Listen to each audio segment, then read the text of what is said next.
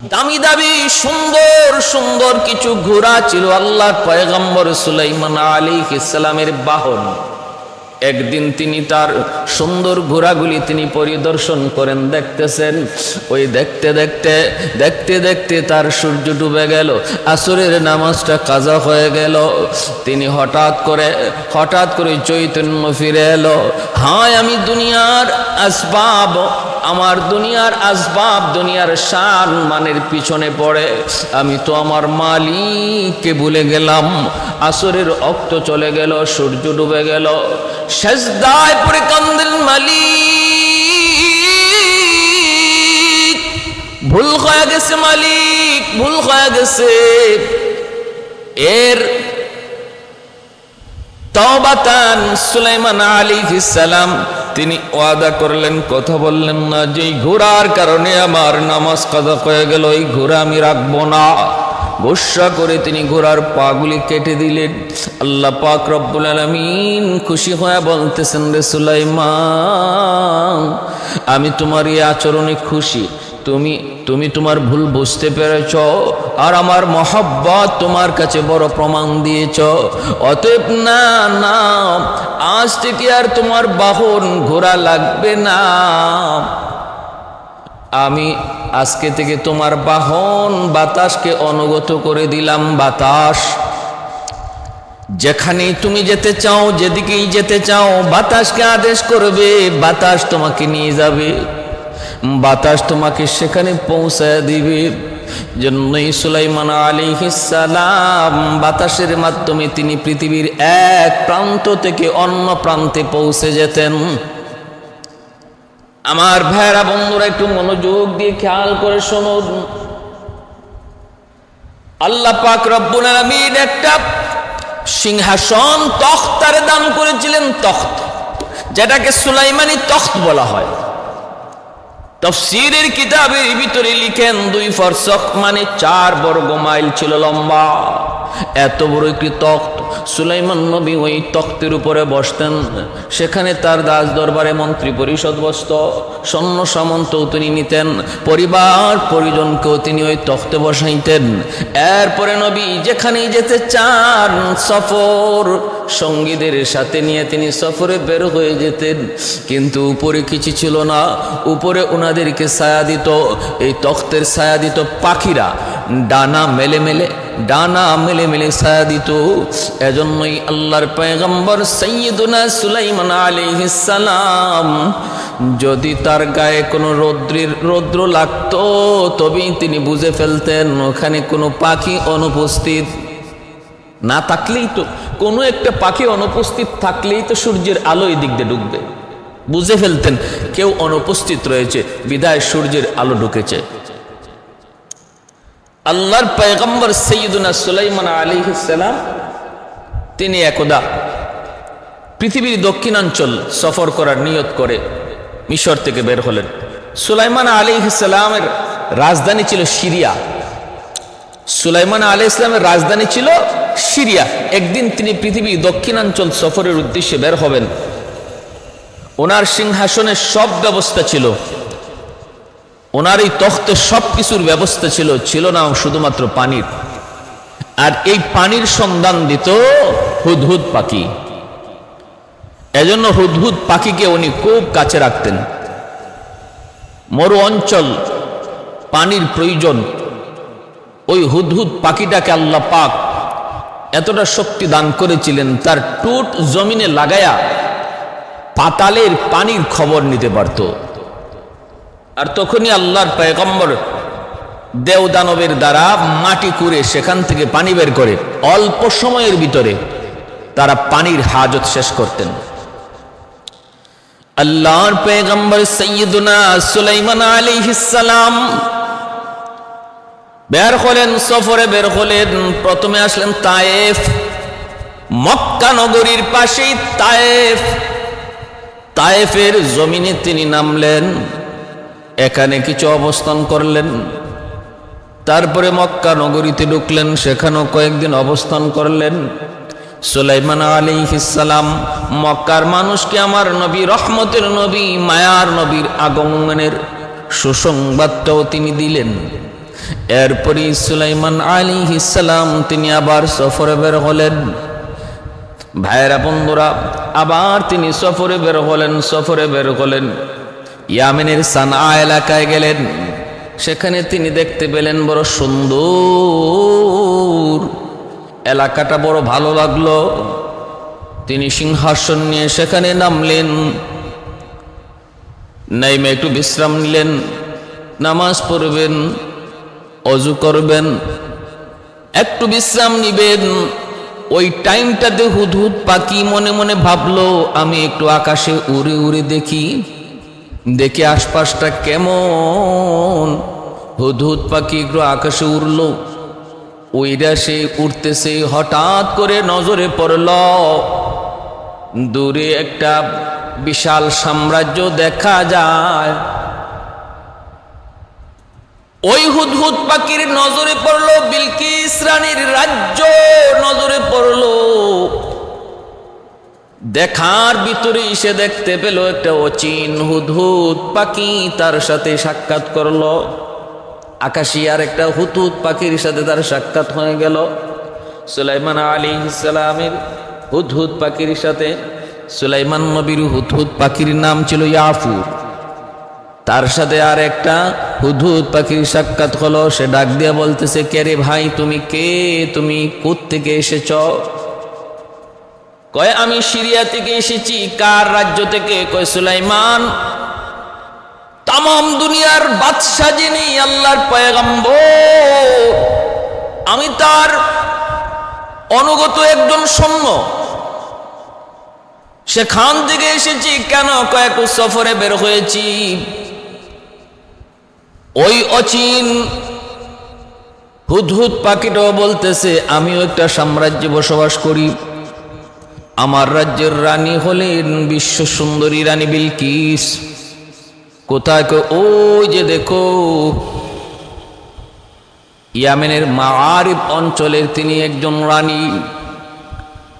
এই কথা বললেই রানী বিলকিসের হুদহুদ বলতেছে, ভাই চল না, একটু চল, আমার রানীর সাম্রাজ্য বড় সুন্দর, একটু দেখে এসো, ঘুরে এসো, চলো তোমার একটু ঘুরে ঘুরে দেখাবো। সুলাইমান আলাইহিস সালামের হুদহুদ পাখি তখন বলেন, আরে ভাই, আমার যাওয়া ঠিক হবে না, নবী যে কোনো মুহূর্তে আমাকে ডাকবেন, কারণ আমার প্রয়োজনটা খুব বেশি। আমি পাতালের পানির খবর দেই, পানির খবর। এই কথা বলতেই তখন রানী বিলকিসের হুদহুদ বলতেছেন, না রে ভাই, তুমি ভয় পাওয়ার কোনো কারণ নাই। নবী যদি তোমাকে নাও পান, নবী যদি তালাশ করে তোমাকে নাও পান, তুমি যদি আমার রাজ্যের রানীর খবর তোমার রাজাকে দিতে পারো, আমার বিশ্বাস তিনি খুশি হয়ে যাবেন, তিনি খুশি হয়ে যাবেন। চলো একটা নতুন খবর, নতুন দেশের খবর তোমাকে দেই।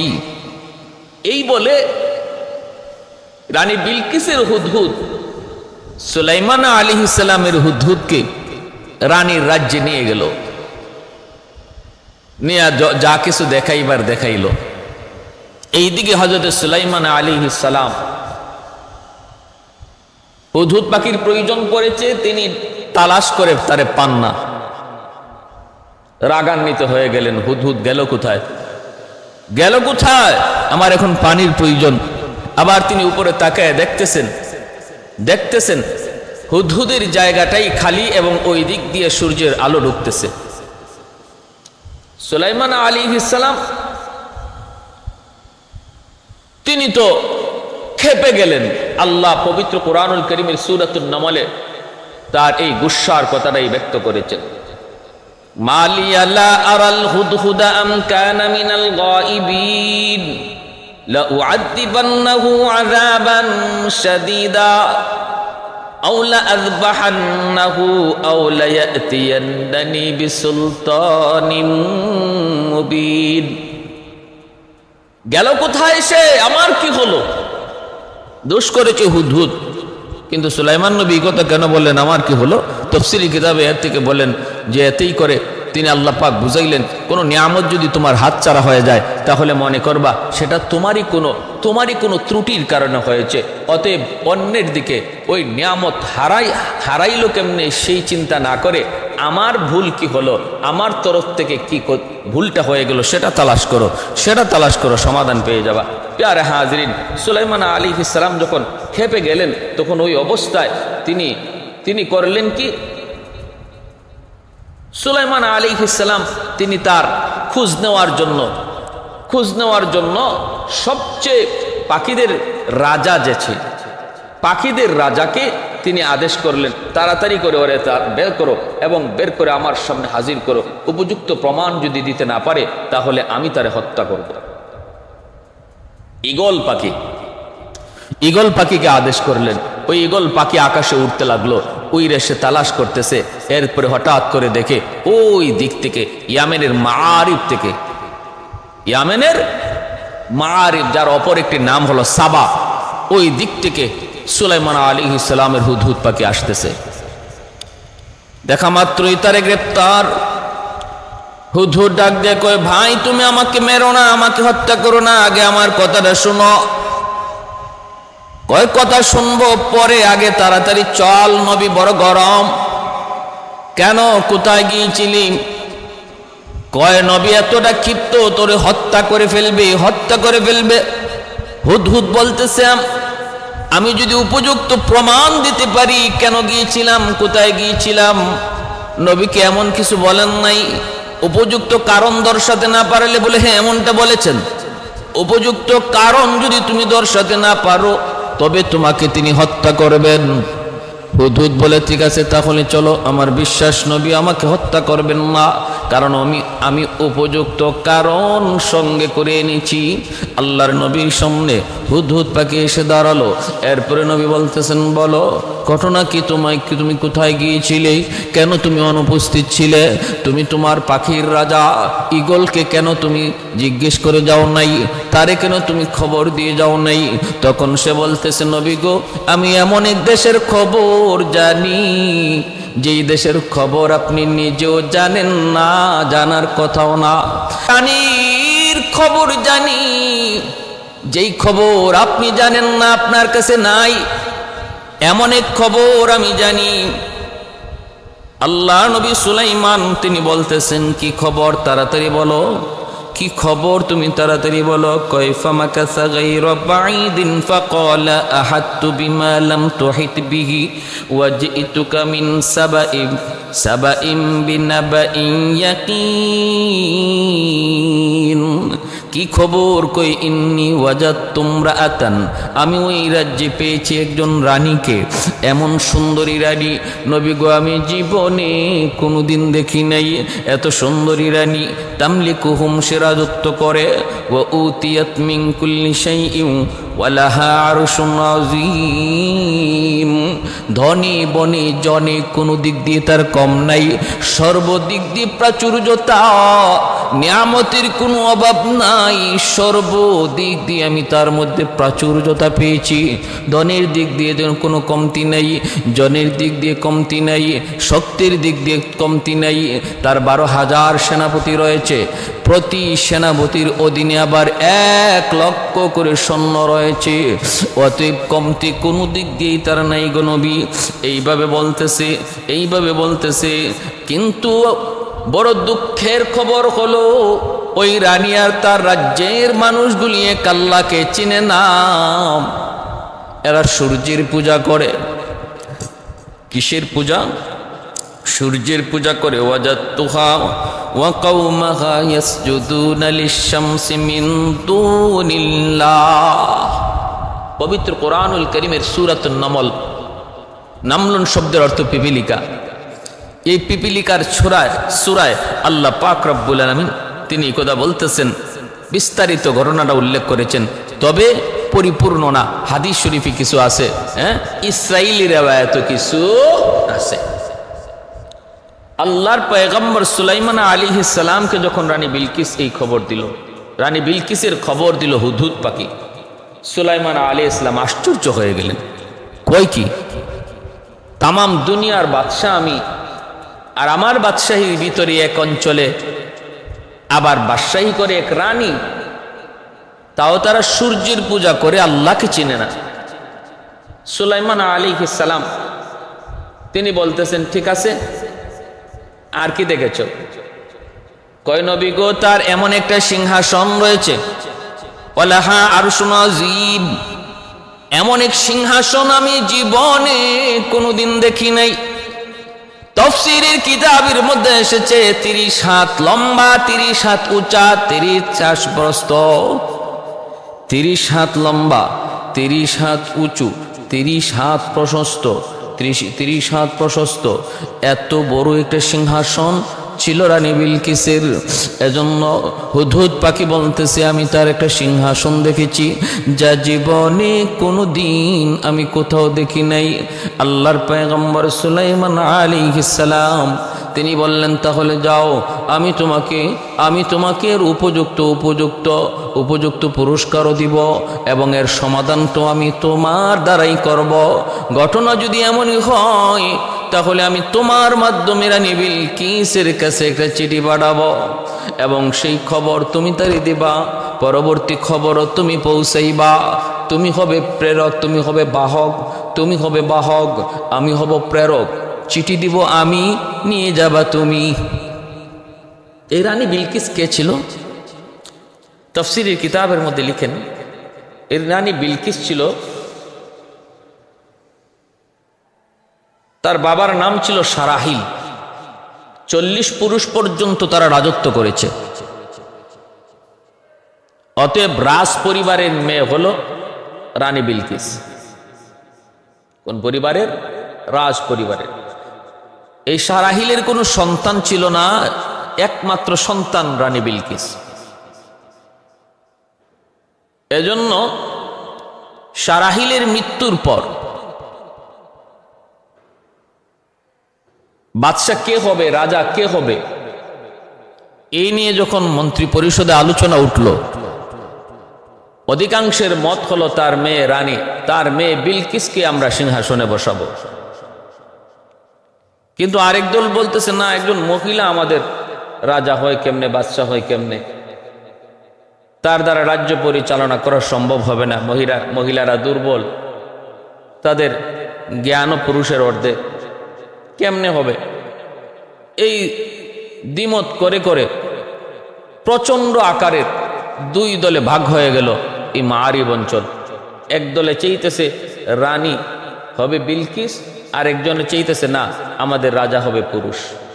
2 দলে ভাগ হয়ে অঞ্চলটা 2 ভাগে বিভক্ত হয়ে গেল। এক ভাগের রানী হলো বিলকিস, আরেক ভাগের রাজা হলো আরেকজন পুরুষ। এভাবে চলছে বেশ কিছুদিন। কিন্তু রানী তো রাজ পরিবারের মেয়ে, রাজ্য পরিচালনা করার তার যে অভিজ্ঞতা, সব মিলায়া তার রাজ্য পরিচালনাটাই সুষ্ঠু হচ্ছে এবং দিন দিন উন্নত হচ্ছে। প্রচুর কাজ করলো রানী তার দেশে। পবিত্র কোরআনুল কারীমের সাইল আল আরাম বলতে যে ওই বাঁধ আছে, 2 পাহাড়ের মাঝখানে বাঁধ বেঁধেছিলেন রানী। এই বাঁধের দ্বারা বৃষ্টির পানি তিনি জমায়া রাখতেন আর সাগরের নোনা পানি থেকে তার অঞ্চলকে মুক্ত রাখতেন। এই বাঁধের দ্বারা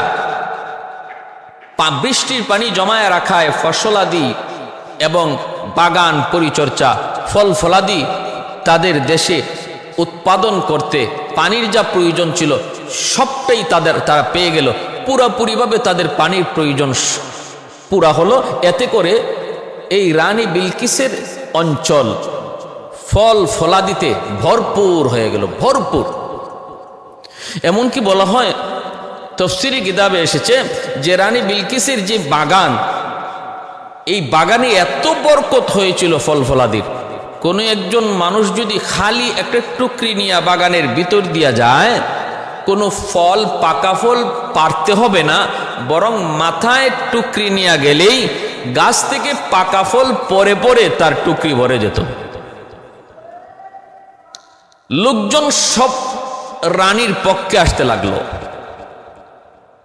মারিবের মানুষগুলা দেখতেছে রানী বিলকিসের রাজ্য পরিচালনা বড় সুন্দর এবং তার রাজত্বের পরিচালনা বড় সুন্দর, বিচার বিভাগ বড় সুন্দর, সর্বদিক দিয়ে নিয়ামতের কোনো কমতি নাই।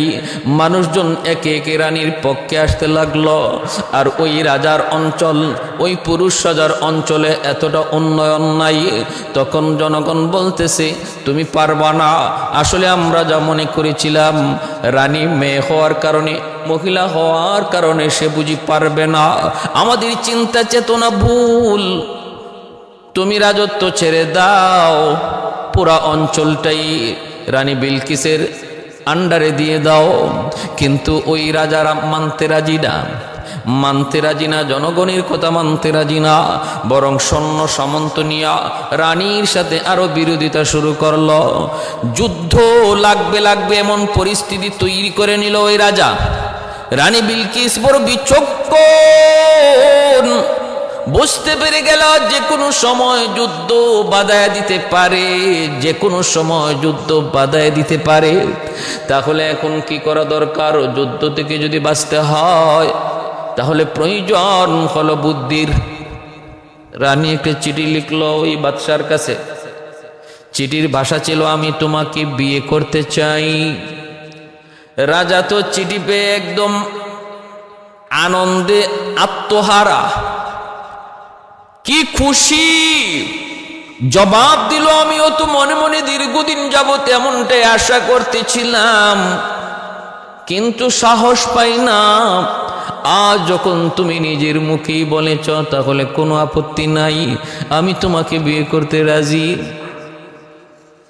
এখন দেখা যায় কবরটা রটে গেল। রানী বিলকিসকে তার নিজের আপনজন অনেকেই বলতেছে এটা কি সত্য? বলে সত্য, আমি তারে বিয়ে করব, কারণ আমি একজন রানী, আমার তো বিয়ের প্রয়োজন, আমার তো সন্তান সন্ততির প্রয়োজন। এই মুহূর্তে আমার উপযুক্ত আর তো কেউ নাই, সে তো একটা অঞ্চলের রাজা, রাজাই তো রানীকে বিয়ে করবে, আমি বিয়েতে রাজি। ধুমধাম করে বিয়ে হয়ে গেল। বাসর রাত, সব ধরনের পানীয়ের ব্যবস্থা করা হলো। তখনকার সময় এটা সাধারণ নিয়ম, যত প্রকারের মদ, যত প্রকারের নেশা, সব কিছুর আয়োজন করা হলো। রানী বিলকিস সে তো একটা উদ্দেশ্য নিয়ে বিয়ে করেছে। ওই বাসর রাতে রানী রাজারে খুব ইচ্ছা মতো ভরপুর মদ পান করাইল। বেশি পরিমাণে মদ পান করাইল ওই বাদশারে, এতটা মদ পান করাইল রানী বিলকিস, এতে করে সে বেহুশ হয়ে গেল, অজ্ঞান হয়ে গেল। আর রানী বিলকিস তখন তার মাথার আগে ঠান্ডা মাথায় কাটলো, কল্লাটা কেটে ওই কল্লাটা তার দরবারে ঝুলায়া রাতের অন্ধকারে রানী বিলকিস তার সিংহাসনে আবার চলে আসলো। সকালবেলা জনগণ যায় দেখে তাদের বাদশার মাথা রাজ্যের গেইটে ঝুলতেছে। মানুষজন বুঝে গেল, বুঝেছে এটা বিয়ে নয়, এটা রানী বিলকিসের একটা কৌশল। ভালোই হয়েছে, যদি এমনটা না হইতো তাহলে যে কোনো মুহূর্তে দুই দেশে যুদ্ধ হতো, প্রচুর মানুষের ক্ষয়ক্ষতি হতো। রানী বিলকিস ওই ক্ষয়ক্ষতি থেকে বাঁচানোর জন্য ভালো একটা কৌশল অবলম্বন করেছে। এতটা বিচক্ষণ, এতটা জ্ঞানী ছিল রানী বিলকিস। সুলাইমান আলাইহিস সালাম হুদহুদ পাখির মাধ্যমে তিনি চিঠি পাঠাইলেন আর বলে দিলেন তুমি চিঠিটা গোপনে তার কাছাকাছি, একদম তার চোখের সামনে চিঠিটা ফেলবা, যেন আর কেউ না দেখে, চিঠিটা যেন সেই দেখে এবং তার নজরে ফেলবা। আর চিঠির উত্তর পাওয়ার আগ পর্যন্ত, চিঠির উত্তরে সে কি সিদ্ধান্ত নেয় সেটা না জানা পর্যন্ত তুমি গোপনে বসে বসে সব শুনবা, পরে বিস্তারিত আমাকে জানাইবা। ভাইরা বন্ধুদের জন্য মনোযোগ। রানী বিলকিস একটা সিংহাসন, এই সিংহাসনটা তার খাস কামরায়, খাস কামরার ভিতরে এতটা আবদ্ধ, একটা জানালা সে সর্বদা খোলা রাখত, কারণ ওই জানালা দিয়ে সূর্যের আলো ঢুকবে, আর যখনই সূর্যের আলো ঢুকবে তখনই সে সূর্যের পূজা করবে। এজন্য ওই জানালাটা ছিল খোলা। হুদহুদ পাখি সুলাইমান নবীর চিঠিটা নিয়ে আসে ওই জানালার মুখেই বসে গেল। রানী বিলকিস যখন হঠাৎ করে দেখি কি খবর, তার ঘরে সূর্যের আলো নাই। তাহলে ওই জানালাটা বন্ধ হয়ে গেল নাকি? তাকায় দেখে হয় একটা পাখি ওই জানালায় বসে আছে, কাছে গেল তাড়ানোর জন্য। তখনই ওই পাখিটা তার ঠোঁট থেকে চিঠিটা ফালাইয়া দিল। রানী বিলকিস দেখে একটা চিঠি পাখি ফালাইছে, চিঠিটা হাতে নিল, হাতে নিয়ে চিঠিটা হাতে নিল, অবাক হয়ে গেল। আমার এত খাস কামরার ভিতরে একটা চিঠি পাঠাইলো কে? আবার সেও পাখির মাধ্যমে। তাহলে চিঠির প্রেরক তো সাধারণ কোনো মানুষ হতে পারে না, সাধারণ কোনো লোক হতে পারে না।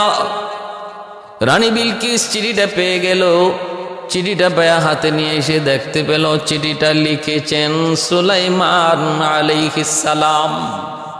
ভাষাটা ছিল এমন, ইন্নাহু মিন সুলাইমান ওয়া ইন্নাহু বিসমিল্লাহির রহমানির রহিম। আমি সুলাইমান আলাইহিস সালামের পক্ষ থেকে চিঠি আর আমার আল্লাহর নামে শুরু করলাম। মর্ম ছিল চিঠি, খুব দ্রুত তুমি আমার কাছে এসে আত্মসমর্পণ করো আর কালেমা পড়ে মুসলমান হও, সূর্যের পূজা ছেড়ে দাও, নতুবা আমি ব্যবস্থা নিব। এই চিঠি পাওয়া মাত্রই রানী বিলকিস মন্ত্রী পরিষদের মিটিং ডাকলো। চিঠি পায়া মিটিং ডাকলো, মিটিং, জরুরি মিটিং। রানী বিলকিস এইবার বলতেছে, আমার কাছে একটা চিঠি এসেছে, আমার কাছে একটা চিঠি এসেছে, চিঠির ব্যাপারে জরুরি পরামর্শ চাই। বলে কার পক্ষ থেকে? সুলাইমান নবীর পক্ষ থেকে। সুলাইমান আলাইহিস সালামের পক্ষ থেকে আমার কাছে চিঠি এসেছে।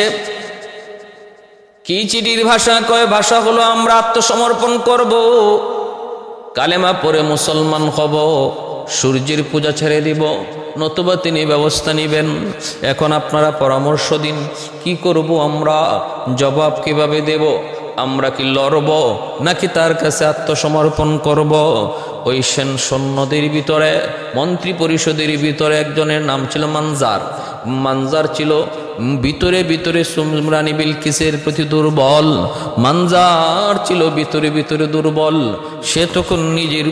সে তখন নিজের বাহাদুরি দেখানোর জন্য চিৎকার দিয়ে উঠল, রানী কনকে আপনি, কে আপনাকে চিঠি দিয়েছে? এত বড় সাহস সুলাইমানের, আপনাকে চিঠি দেয়? একটু সুযোগ দেন, উপযুক্ত জবাব আমি দিতে পারবো। আমি মানজার তারে এনে গাছের সাথে ঝুলাইতে পারবো। নাহনু উলু কুওয়াতিন ওয়া উলু বাসিন শাদীদ,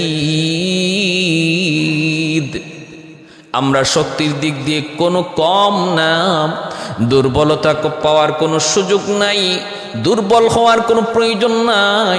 একটু সুযোগ করে দেন, আমি আমার শক্তি দিয়ে এর জবাব দিব। আমরা লড়ব, আমরা যুদ্ধ করব, আমরা এর মোকাবেলা করব। প্রয়োজনে সুলাইমানরে গাছের সাথে ঝুলাবো। এমনভাবে ফাল পারতে লাগলো। রানী বিলকিস তখন বলতেছে, এ মানজার, এত ফাল পারবি না। প্রেরককে ধরা দূরের কথা, আরে বাহককেই তো ধরতে পারলা না। এ তো জানতেন কোনো বাহক নয়, পিয়ন তো কোনো সাধারণ মানুষ নয়। এই চিঠির পিয়ন হলো এক পাখি। অতএব যে পাখির মাধ্যমে চিঠি পাঠায় সে তোমার আমার মতো সাধারণ কোনো মানুষ নয়। এত ফাল পাইরো না, এত লাফাও কেন? আগে চিঠির ভাষাটা পড়ি, চিঠির উদ্দেশ্যটা বুঝি, তারপরে মোরা পরামর্শ নেই। নীরব হয়ে গেল রাজদরবার, মন্ত্রী পরিষদ নীরব হয়ে গেল। এইবার রানী বলতেছে, আমি একটা বুদ্ধি নিয়েছি মাথায়। বলে কি? কয় আমি একটু পরীক্ষা করব, পরীক্ষা করে দেখবো ইনি নবী নাকি শুধু বাদশাহ, ইনি বাদশাহ নাকি নবী, এটা প্রমাণ করার জন্য আমি একটা পরীক্ষা করব। যদি প্রমাণ হয় ইনি শুধু নবী, ইনি নবী ও বাদশাহ, তাহলে ওনার সাথে আমাদের বিরোধিতা করে মোকাবেলা করে কোনো লাভ হবে না। নবীদের সাথে মোকাবেলা সেটা নবীর সাথে নয়, সেটা হয়ে যায় আল্লাহর সাথে। অতএব না, এমনটা করে ঠিক হবে না। আগে আমি পরীক্ষা করে দেখি, যদি আমার পরীক্ষায় ইনি ফেল করে, প্রমাণ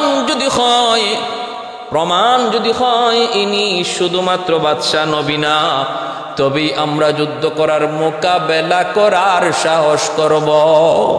কত বুদ্ধিমতী নারী, চিন্তা চেতনা কত ভালো। হ্যাঁ, তিনি যদি নবী হন তার মোকাবেলা করে কোনো লাভ নাই, কারণ নবীরা নিজের ক্ষমতায় চলে না, তারা আল্লাহর ক্ষমতা লইয়া চলে। অতএব তার সাথে আমাদের মোকাবেলা করে কোনো লাভ হবে না, পারবো না। ভাইয়েরা বন্ধুরা, তো তাহলে কিভাবে পরীক্ষা নিবা? কই পরীক্ষা নেওয়ার সুরত হলো আমি তার কাছে কিছু হাদিয়া পাঠাবো। এই হাদিয়া যদি ইনি গ্রহণ করে তাহলে বোঝা গেল ইনি শুধু বাদশাহ নবী না। আর হাদিয়া যদি গ্রহণ না করে তাহলে বোঝা যাবে দুনিয়ার প্রতি বিন্দু পরিমাণ তার কোনো লোভ নাই, লালসা নাই, ইনি আল্লাহর পক্ষ থেকে প্রেরিত রাসূল এবং নবী। যদি এমনটাই প্রমাণিত হয় তখন তার কাছে আত্মসমর্পণ করা ছাড়া আমাদের আর কোনো পথ নাই। ভাইয়েরা বন্ধুরা, এই বইলে একটা সে চিঠি লিখলো, হাদিয়া পাঠাইলো, হাদিয়া। আর যখন মানজার চলে আসবে আর বলতেছে, মানজার সব খবর কিন্তু হুদহুদ পাখি আড়ালে থেকে থেকে শুনতেছে, দেখতেছে। রাজ্যের পরামর্শ সবার সমস্ত কথাগুলি হুদহুদ পাখি সে শুনতেছে। ওই অবস্থায় রানী বিলকিস বলতেছে, একটা পাথর রয়েছে আমার কাছে, পাথর, এই পাথরটা তুমি নিয়ে যাবা।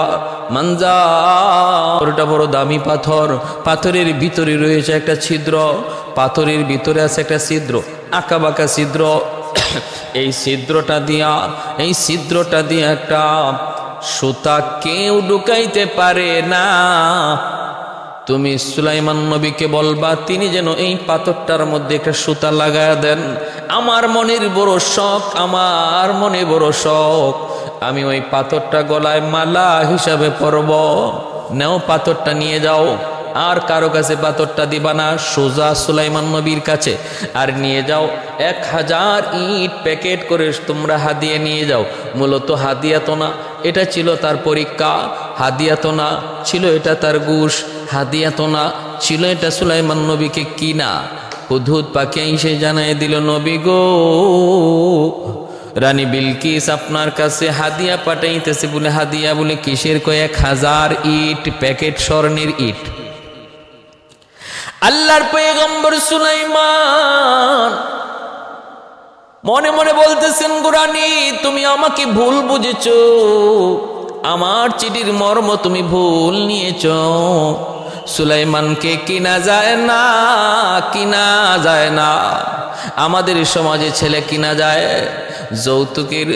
যৌতুকের দাবি করে যেই সন্তান, যেই ছেলে সে তারে তো মেয়ের বাবা কিনে নেয়।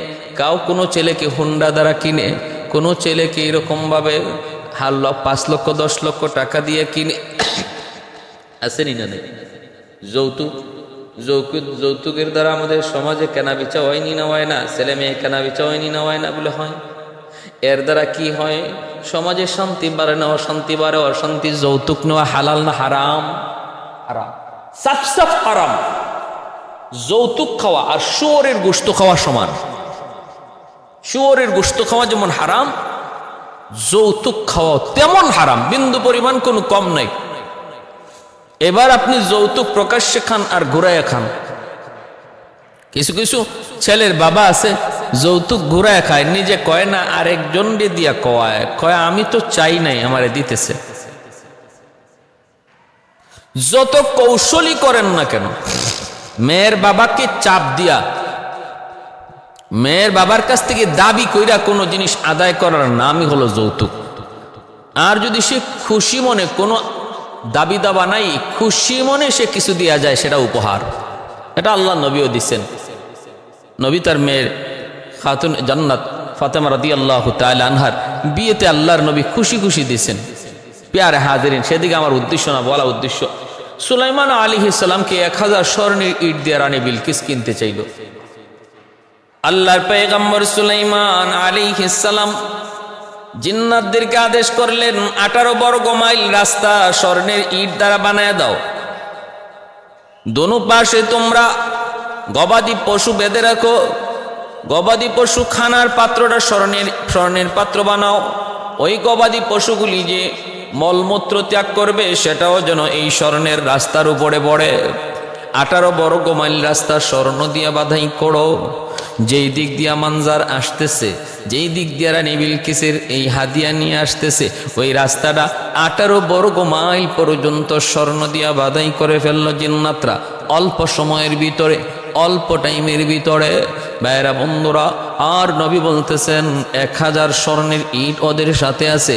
অতএব যেই জায়গায় ইট বিছায় রাখছো, ওই ইট বিছানো জায়গাটা থেকে 1000 স্বর্ণ ইট, 1000 স্বর্ণের ইটের জায়গা ফাঁকা রেখে দিবা, যেন ওরা আসার পর ওরা ভয় পেয়ে যায়, ওরা যেন ভয় পেয়ে যায়, এরা যেন ভয় পেয়ে যায়। 1000 স্বর্ণের ইটের জায়গা কেন খালি? হায়, আমরা যদি 1000 ইট নিয়ে এখন সামনে যাই, তাহলে তো রাজা সুলাইমান তিনি তো মনে করবেন আমরা ওইখান থেকে ইট চুরি করেছি। অতএব না না, তারা ওইখানে হয়তো তাদের ইটগুলো রেখে আসবে। বুদ্ধি কত সুন্দর দেখছে। এই 1000 ইটের জায়গাটা খালি রাইকো, ভয়ে ওরা তাদের নিজেদের আনা স্বর্ণের ইট এখানেই রেখে আসবে বলে আমরা যদি এখন এই ইট লইয়া যাই তাহলে আমরা চুরও হইতে পারি, কওয়া যায় না। ভাইরা বন্ধুরা, মানজার যখন আসলো, আইসা দেখে হাই হায় হায় হায়, রাস্তায় চটক মারে। ঘটনা কি? তামানা খাসা। কিন্তু গভীরভাবে নজর করে তাকায় দেখে পাথরটা বের করে ঘষা দিয়া দেখে না না, খাঁটি সোনা, খাঁটি সোনা। এইবার মনজার চিন্তায় পড়ে গেল, হায় হায় হায়, যেই বাজার রাজার দরবারে রাস্তার স্বর্ণের ডালাই দেয়া করা হয়, আর ওই রাস্তার স্বর্ণের উপরে গবাদি পশু পাখি তারা তাদের মলমূত্র ত্যাগ করে, তাহলে তার দরবারে মাত্র 1000 স্বর্ণের ইট হাদিয়া লইয়া যাওয়া কতটা বোকামি হবে? এটা বোকা ছাড়া কেউ করতে পারে না। মানজার কয় গয় রানী গো, তোমার মতো ফকিন্নি বুঝি আল্লাহর জমিনে কেউ নাই। কারে তুমি কি হাদিয়া দিতেছো? ও রানী বিলকিস, আজকে আমারও ইজ্জত যাবে, কওয়া যায় না আমি আজকে বন্দিও হতে পারি। চিন্তায় পড়ে গেল মানজার। কিন্তু বাহাদুরি দেখাইছিল ওই কইছিল সুলাইমান রে গাছের সাথে জুলাইমু। কিন্তু রানী বিলকিসের ধমকে নীরব হয়ে যায় মানজার। এইবার সামনের দিকে আগায় দেখতে পায়, হায় হায়, এত সুন্দর ইট বিছানো রাস্তা, স্বর্ণের ইট, কিন্তু 1000 স্বর্ণের ইটের জায়গা ফাঁকা। কে নিয়েছে? কয় আমি যদি এখন আমার ইট লইয়া যাই তাহলে রাজা বলবে এই ইট তুমি চুরি করেছো। আমার এত সুন্দর রাস্তার মধ্যে 1000 ইট গেল কোথায়? কই রে, তাড়াতাড়ি এখানে রাখ, তাড়াতাড়ি ইটগুলা এখানে রাখ। কাফেলাকে বলল ইট এখানেই রেখে আয়, নাইলে চোর বা শাস্তি হবে।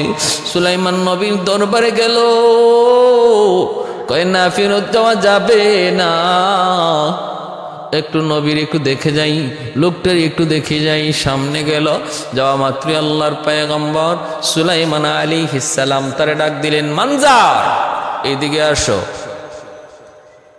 অবাক হয়ে গেল মানজার, জীবনে আমি কোনোদিন সিরিয়া আসি নাই, কোনোদিন আমি এই এলাকায় আসি নাই। আমার নাম কেমন করে তিনি জানলেন? আমার নাম কেমন করে তিনি জানলেন? ভয় পেয়ে গেল। সামনে যাওয়া মাত্রই নবী তখন বলতেছেন, ও মানজার, কি খবর? কি খবর? চিঠির মর্ম ভুল বুঝেছে তোমার রানী। ঠিক আছে, তোমার কাছে যে পাথরটা আছে পাথরটা দাও, আমি সুতা ঢুকায় দেই। এই কথা বলতেই মানজারের মাথায় আসমান ভেঙে পড়লো। কি খবর? আমার কাছে যে গোপন পাথর রানী দিয়েছে, যে পাথরের খবর আমি ছাড়া আর রানী ছাড়া কেউ জানে না, এই খবর তিনি জানলেন কেমন করে? বুঝছি সব খবরই আইছে, সব খবরই ওনার কাছে আগেই চলে আসছে। তাহলে আমি যে বলছি গাছের সাথে জুলাইমু, এই খবরও বুঝি চলে আসছে। এখন না জানি কি হয়, মনে হয় বিচারটা আমারও হবে, মনে হয় শেষ পর্যায়ে বন্দী হওয়া লাগবে। কাঁপতে শুরু করলো, ভয় পেয়ে গেল। ভয় পাওয়ারই তো কথা, সব খবরই যখন আসলো আমি যা বলেছি এই খবরও তো আসছে। কিন্তু আল্লাহর পয়গম্বর সুলাইমান তাকে তিনি বলতেছেন তোমরা মেহমানদারি করো, তোমাদের জন্য এই খাস মহল, সেখানে মেহমানদারির ব্যবস্থা করলেন। তারপরে তিনি তারপরে তার পাঠাইয়ে দিলেন, বলেন যাও, যায় তোমরা তোমাদের রানীকে বলো দেরি যেন না করি, অল্প সময়ের ভিতরে সবাই আত্মসমর্পণ করে মুসলমান হয়ে যাও, নতুবা কপালে সিন্নি আছে। বুঝেননি? সিন্নি বুঝলেন মানে মায়ের আছে। মানজার চলে আসলো রানী বিলকিস অপেক্ষায়। ও সুতা ঢুকাইলেন কেমনে সুলাইমান নবী? এই পাথরের ভিতরে আঁকা বাঁকা ছিদ্র, যেই ছিদ্র দিয়ে সুতা ঢুকানো যায় না। আল্লাহর নবী সুলাইমান পিঁপড়াকে ডাক দিলেন। এই সূরাটার নামও সূরাতুন নমল, পিঁপড়ার সূরা। পিঁপড়ারে তিনি ডাক দিলেন, ডাক দিয়ে বললেন যে সুতাটা ঢুকাইয়া দাও। পিঁপড়ারে ডাক দেওয়া মাত্রই পিঁপড়ায় কইল লাব্বাইক হুজুর আমি হাজির। মানজার অবাক হয়ে গেল, সব দেখতেছে মানজারে। কয় রে, ঠিকই তো বলছিল আমাদের রানী, ইনি যদি নবী হন কোনোভাবেই তার সাথে পারা সম্ভব নয়। ইনি তো দেখা যায় পিঁপড়ার সাথেও কথা কয়। পিঁপড়াও তার একটা বাহিনী। এই পিঁপড়ার মুখে তিনি একটা সুতা লাগাইয়া দিলেন। পিঁপড়াটা সহজে আঁকা বাঁকা রাস্তা দিয়া ডুইকা ডুইকা সে সুতা লাগাইয়া দিল। এই সুতা লাগায়া পাথর লইয়া মানজার রানী বিলকিসের কাছে আবার ফিরত আসলো। রানী অপেক্ষায় তার পরিচয় জানতে চায়। ইনি কি শুধু একজন বাদশাহ নাকি আল্লাহর পয়গম্বর? আসা মাত্রই রানী কয়, কিরে মানজার খবর কি? খবর কি? মানজার কই খবর কইমু কি, তোমার মতো ফকির নিয়ে আল্লাহর জমিনে কেউ নাই। কয় কি হইছে? কয় হাতিয়া ফাটাইছো 1000 স্বর্ণের ইট, আবার প্যাকেটও কইরা, কিন্তু গিয়া দেখি 18 বড় গোমাইল রাস্তা স্বর্ণের বাধাই করা, আবার এর উপরে গরু ছাগল ইট, গরু ছাগল দুম্বা ভেড়া এগুলো পায়খানা প্রস্রাব করে, চেনায় লেদায়, বিন্দু পরিমাণ কোনো মূল্য নাই। সামনে যায় দেখি 1000 স্বর্ণের ইটের জায়গা খালি। ডরায়া এখানে নিজের স্বর্ণের ইট রাইখে গেছি, কারণ নাইলে আমাদেরকে চোর বইলা আটকায় আমার তো পারে। এত বড় রাজ্য, এত বড় রাজ্য, এত বড় ক্ষমতা আমি দেখেছি তার। আর কি বলেছে? আর কে দেখেছো? আমার পাথর কোথায়? কই নেও তোমার পাথর। কয় সুতা কেমনে লাগাইল? কয় সুতা লাগাইছে পিঁপড়া। কও কি? বলে হ। ওগো রানী, শুধু মানুষ নয়, পিপিলিকা পর্যন্ত তার কথা শুনে তার কথা মতো কাজ করে। পিপিলিকাই সুতা ঢুকাইয়া দিছে। রানী তখন ভিতরে ভিতরে সুলাইমান নবীর প্রতি দুর্বল হয়ে গেল। দুর্বল হইছে তো হইছে, 100 নাম্বার মহব্বতের চিঠিতে 100 নাম্বার দিয়ে দিল। রানী বিলকিস আল্লাহর নবী সুলাইমান আলাইহিস সালামের মহব্বতে পড়ে গেল। বুঝেন তো? এইবার বলতেছে মানজার দেরি করে যাবে না, সম্মানী লোকের সম্মান দিতে হয়। এ মানজার তাড়াতাড়ি প্রস্তুতি গ্রহণ করো, আমি যাব, আত্মসমর্পণ করব, আমরা আল্লাহর গোলামি করব, মুসলমান হয়ে যাব, দেরি করা যাবে না। আর রানী বিলকিস মনে মনে আনন্দিত, মনে মনে আনন্দিত, মনে হয় আমার স্বপ্নে থেকে রাজকুমারীর সংবাদ আমি পেয়ে গেছি। আমার স্বপ্নে দেখা রাজকুমারীর পরিচয় এবং সন্ধান আমি পেয়ে গেছি। সুলাইমানকে আমি শুধু রাজ্যের সিংহাসনে নয়, আমি আমার মনের সিংহাসনে সুলাইমানকে বসাবো।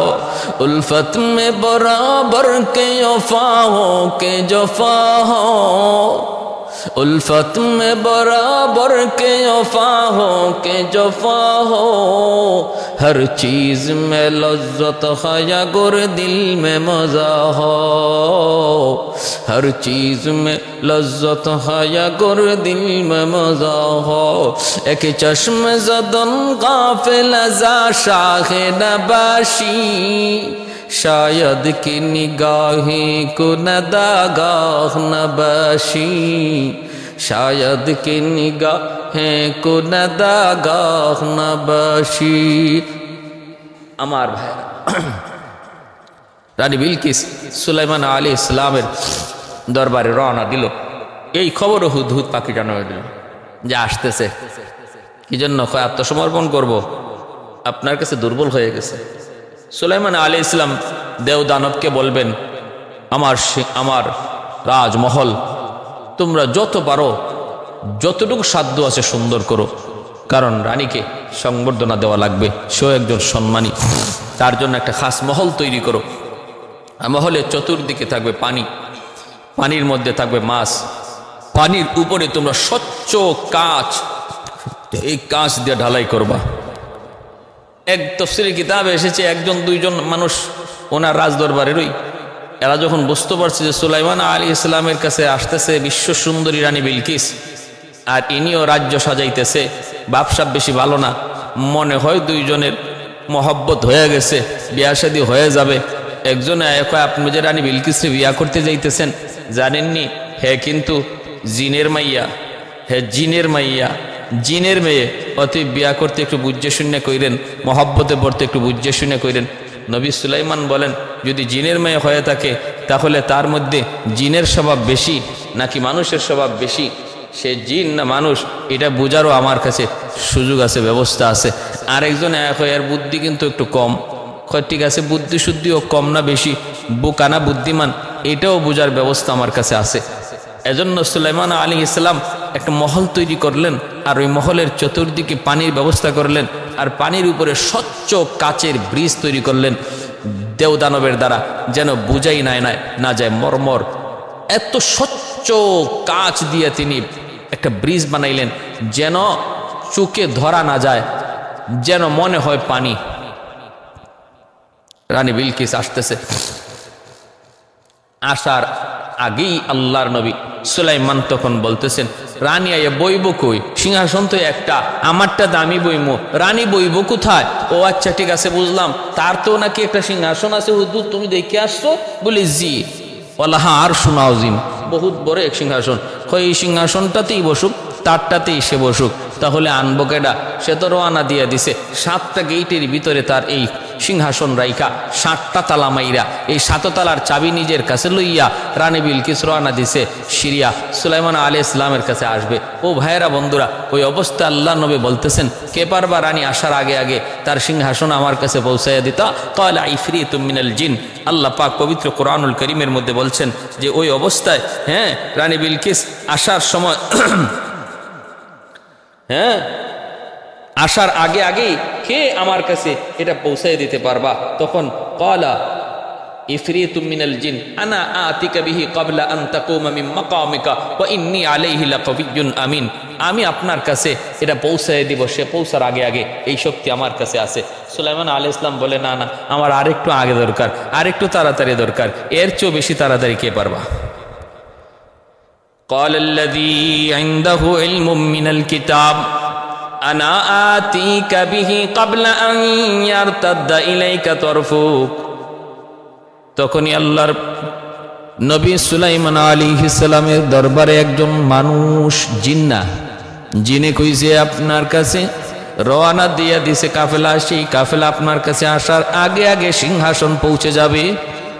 কিন্তু মানুষ, একজন মানুষ যার কাছে ইসমে আজম ছিল, ইসমে আজমের ক্ষমতা ছিল, তিনি বললেন আমাকে আরো সুযোগ দিলে আমি আরো তাড়াতাড়ি আপনার কাছে এনে দিব। কয় কত তাড়াতাড়ি? কয় আপনি শুধু চোখটা ঘোরাবেন আর দেখবেন সিংহাসন আপনার সামনে হাজির হয়ে গেছি। আসিফ ইবনে বারখিয়া তার নাম, যিনি মানুষ। দেখেন একজন মানুষের শক্তি। সুলাইমান আলাইহিস সালাম বলে ঠিক আছে নাও, তাহলে এটাই করো। সুলাইমান আলাইহিস সালামের চোখ ঘোরানোর সঙ্গে সঙ্গে এই রানী বিলকিসের সিংহাসন সেই ইয়ামেনের মারিব থেকে সিরিয়ায় পৌঁছে দিলেন, হাজার হাজার মাইল দূরে। মাটির নিচ দিয়া সিংহাসন ঢুকলো, আর মাটির নিচ দিয়েই সুলাইমান আলাইহিস সালামের চোখের সামনে এসে সিংহাসন ভেসে উঠল। সুবহানাল্লাহ। শক্তি কার? একমাত্র শক্তির মালিক কে? আল্লাহ। সুলাইমান আলাইহিস সালাম সিংহাসন কাছে আনার পর তিনি বলতেছেন, এটারে কিছু পরিবর্তন করো। সুলাইমান আলাইহিস সালাম একটু পরিবর্তন করাইলেন দেওদানবের দ্বারা, নাক্কিরুহু। সুলাইমান আলাইহিস সালাম বলতেছেন, এটা একটু পরিবর্তন করো। কেন?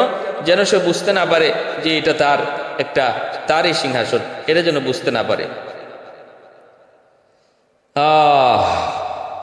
ভাইয়েরা, বন্ধুরা, এজন্য হযরত সুলাইমান আলাইহিস সালামের চোখের সামনেই قال نكروا لها عرشها ننظر أتهتدي أم تكون من الذين لا يهتدون فلما جاءت قيل أهكذا عرشك قالت كأنه هو وأوتينا العلم من قبلها وكنا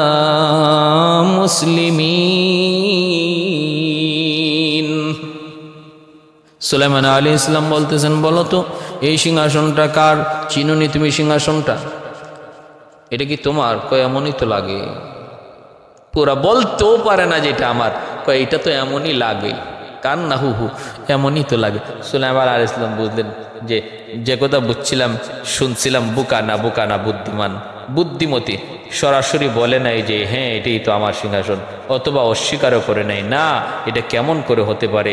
যে সিংহাসন আমি 7টা গেইটের ভিতরে রেখে আসলাম, এটা আবার এখানে কেমন করে আসতে পারে? অস্বীকারও করবে এমনও না। কয় মাঝখান দিয়ে একটা জবাব দিয়ে দিছে, আমারটার মতোই তো লাগে। সুলাইমান আলাইহিস সালাম বুঝলেন সে বুদ্ধিমতী। হ্যাঁ, এরপরে তিনি বললেন যে ঠিক আছে, তোমার খাস কামরার ভিতরে তুমি যাও, ওই যে মহলটা, ওই মহলটা হলো তোমার মহল।